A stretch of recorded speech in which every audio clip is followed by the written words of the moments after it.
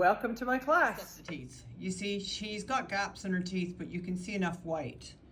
You can't see any white in this. So what I had to do is I've had to cut out a shape and put it back in her mouth, and I'm going to attend to that much later. Okay, face details in, no matter what, she's got Billy Bob teeth. There's not a lot I can do about that. It's just how it is. So I'm going to keep soldiering on with the facial details. So she's got a tuft of hair here. The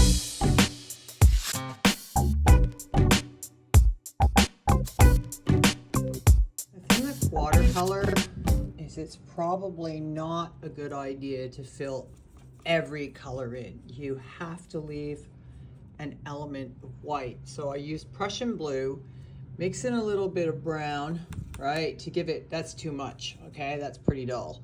So I'll put some more Prussian blue back in, and then I just gotta put a few of these to a few swirls like this. Very simple, like she's wearing basically a no color shirt. So Prussian blue is an amazing color when you just have to bring out shadow. Okay, so the next thing is flesh tone, and flesh has a lot of orange in it. So this particular shade of brown right here has a lot of orange in it, and it's almost the right color, but it's almost a little too red. So what do I do to balance out red? I try to do my best to add a very slight amount of the opposite color, and I happen to have a little bit of green there. Now that's probably too much on the brush. No, I'd say that's okay, but I'm still not happy with that color. I think it needs a little bit of ochre. Skin has the most amount of color in it in the world. I'm going to do that pole that she's holding, and I mixed quite a few colors in with that. Like I mixed Prussian blue, I mixed purple, and a little bit of ochre and that brown. And I got like kind of a muddy color, because wood is a pretty muddy color. And I will just go down like that. And like I said, I just roughly map in the watercolors. So I will do some blending now. See, I use a Kleenex to lift some of this color out, and then but it's very important to have the highlight in there, otherwise it's just going to become a dark blob. And I will probably leave it at that. I find that sometimes taking a break, standing back and looking at the piece is invaluable. Like breaks are very important. I still wasn't happy with her teeth. And there's actually a white right here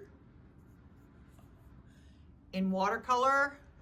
And what I did is I took this really fine brush and I just like really activated this this white, right? And then I just went very, like, not with a brush like that, but I just went very finely in on her teeth, and I brought them out. So I might work that a little bit more.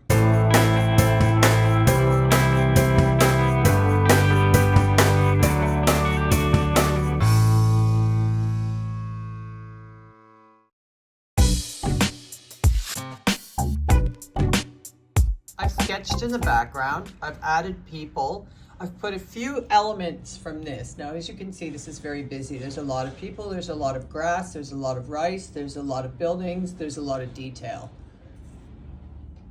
So I've only taken a few. 2 banana trees, 1 building, a couple of mountains I added because I love the color of mountains in the background, as well as the rice paddies and the grass.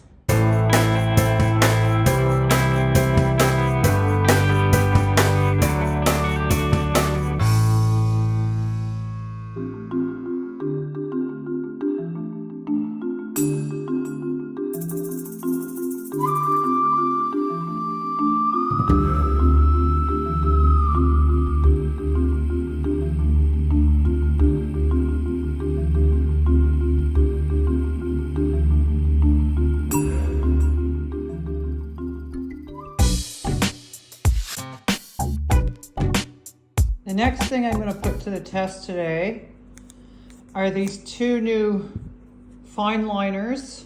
I don't like calling them markers because that's what kids call them. This particular one for the thinner lines, and this is a 0.05 for the thicker lines. It might be too thick. I do have an array of fine liners in my box, but we'll see how I go with this.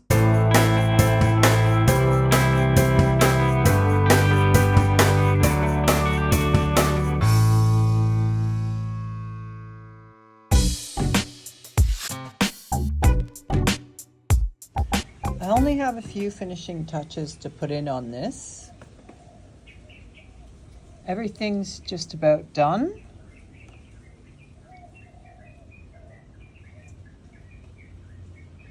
Mixing a bit of gray for this tree trunk. That one, not so gray.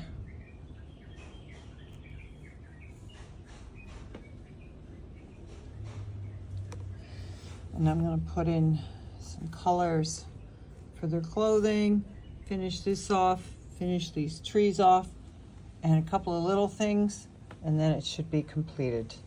I've got the colors in on the figures in the background, colored in the shack, colored in the trees, left a little bit of white space. It's done.